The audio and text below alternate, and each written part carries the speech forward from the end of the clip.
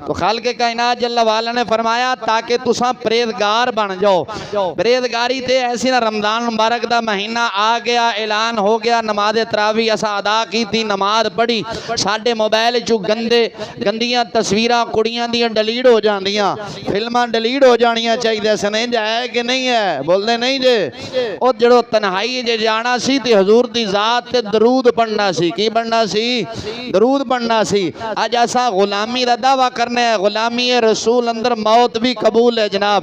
ते मेरा सवाल ये है जदों गुलामी रसूल दे अंदर मुसलमान मौत कबूल है तो नमाज फजर क्यों नहीं कबूल? नमाज फजर वास्ते मुसल्ला खाली क्यों है? मसला खाली क्यों ने? ये मौत ही कबूल है, सुन्नत के मुताबिक कपड़े क्यों नहीं कबूल? बोलते नहीं जे। सुन्नत के मुताबिक असा हजूर दे गुलाम है ना, ते जेड़ा गुलाम आका दे हुक्म दे खिलाफ वर्जी करे आका उन्हें रखदा है कि चुक मारदा है? बोलते नहीं जे। और तुसानू कोई मज्जां वास्ते पट्ठे पाण वास्ते कोई नौकर चाकर रखो, तुसानू समझाओ, तुसानू समझाओ, वो ना समझे तो किन्नी देर रखोगे? आखिर आखेंगे बाप पैसे देना, चल निकल असा कोई होर ले आवांगे। इंज नहीं ते असा नारा मारने गुलामी रसूल में मौत भी कबूल है, तो कपड़े तो सानू कबूल नहीं, तो मौत तो बड़ी दूर की गल है। मौत का ता नारा मारने कि मरना तो है, जे ना गए तो इसराइल ने दो मारनिया दौड़े नगर, चल टाइम हो गया, चल लगे हो। इंज नहीं, मौत का कोई वक्त मुकर्रर है। इसराइल तुहानू दस के आंदा मैं आ रहे हैं, ये असा मुनाफकत के तौर ते नाल है। गुलामी रसूल में मौत भी कबूल है। वो मौत तू ना ही कबूल करे तामी जो वक्त आज ना इसराइल ने लैके चला जाना है। गुलामी तो ऐसी ना कि सुन्नत के मुताबिक कपड़े पा, सुन्नत के मुताबिक खुले खुले कपड़े पा। अल्लाह दी मेहरबानी इन्हें कपड़े खुलने भावे हाजी साहब भी बाजू पा ले। ऐ सुन्नत है, ऐ सुन्नत नहीं उठन तो तंग ते बैठन तंग, चुत पदामा पाया होवे मूत्र बंदा भावे विच मूत्र निकल जाए। हुण कई बीबियां आंदियां ने इत्थे मेरे कोल, ला जी कारी साहब साडे बाल ही तू खराब कर दिते ने। मैं कहा की कीता इन्हां ने? मोबाइलां च कुड़ियां दे नंबर रख लेने। ਉਹ नहीं नहीं एडी सोहनी पेंट शर्ट पांदा सी साडा पुत्र, ते क्या बात टाई गाले पांदा सी, सिरों नंगा पफ वाह लगदा सी, लै बाल ही खराब कर छड़े। हुण अगले आंदे जिवें साडा उस्ताद खुले कपड़े पांदा, इहो जे कपड़े सिवा के दिओ, ते जिवें उस्ताद पग बन्नदा असां ते इहो जी बन्ननी। लै साडे बाल ही खराब कर देते ने। हाँ मैं कहा बालां नूं मैं ज़ना ते लाया है, बालां नूं शरीयत मुस्तफा ते मैं लाया, यही कसूर है। ये बाल खराब होए ने कि मैं कहा सही है।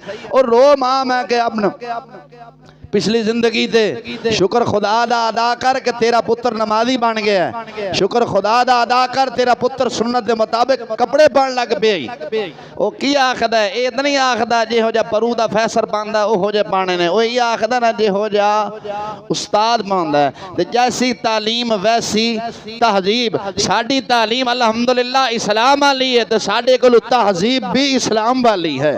क्योंकि मेरा उस्ताद जेड़ा है वो इस्लाम दी तालीम पढ़ के अगे पढ़ांदा है, तो इस्लाम दी तालीम ते चलदा है। खुद भी खुले कपड़े पांदा है, तो शागिर्दां ने भी यही कहंदा है। तो मैं अपने उस्ताद दी नकल उतारना, ते साडे जेड़े अगे है ने पढ़न वाले वो साडी नकल उतार देने।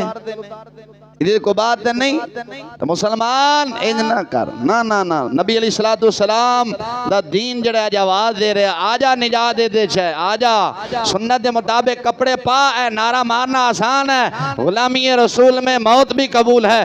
तेनू मौत कबूल होवे ना होवे, इजराइल जो वक्त आ जाना इजराइल ने ले जाना है। गुलामी रसूल दे अंदर ता मौत कबूल सी कि नमाज तहज्जुद वास्ते मुसल्ला खाली नहीं होना चाहिए सी। तू नमाज तहज्जुद अदा करदा, जे गुलामी रसूल अंदर मौत तो आना कबूल है ना ना। ये मुनाफिकत दा नारा लाना है। जदों सानू असा नबी अलैहिस्सलातु वस्सलाम दे जदों असी गुलाम है मुसलमान, ए दस फजर दे वक्त मस्जिद खाली क्यों ने? फजर दे वक्त मस्जिद खाली क्यों ने? कुरान बंद क्यों ने? कुरान क्यों बंद ने? अगर गुलामी रसूल अंदर मौत कबूल है, असा हजूर दे गुलाम है। ए माह रमजान मुबारक दा महीना है, ओ जालिम दस मुसलमान बेईमानी क्यों है? बोलते नहीं जे बेईमानी क्यों है?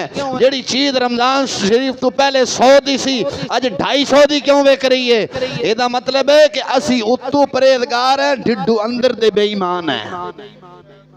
की है बोलते नहीं जे है कि नहीं है भाई। अल्लाह दा कुरान फरमांदा लअल्लकुम तत्तकून, ताकि तुसी परहेजगार बन जाओ। जदों सासा सौदा सही नहीं बेचांगे ते समझो परहेजगार। एक बंदा नमाज़े फजर रमजान नमाज़े फजर पढ़ के जा रहा है, इत्थे आख रहा मौला परहेजगार बना, सीधे रस्ते ते चला। जदों दुकान ते जांदा है ते फिर वही बेईमान नहीं, समझो परहेजगार नहीं बनया। बोलते नहीं।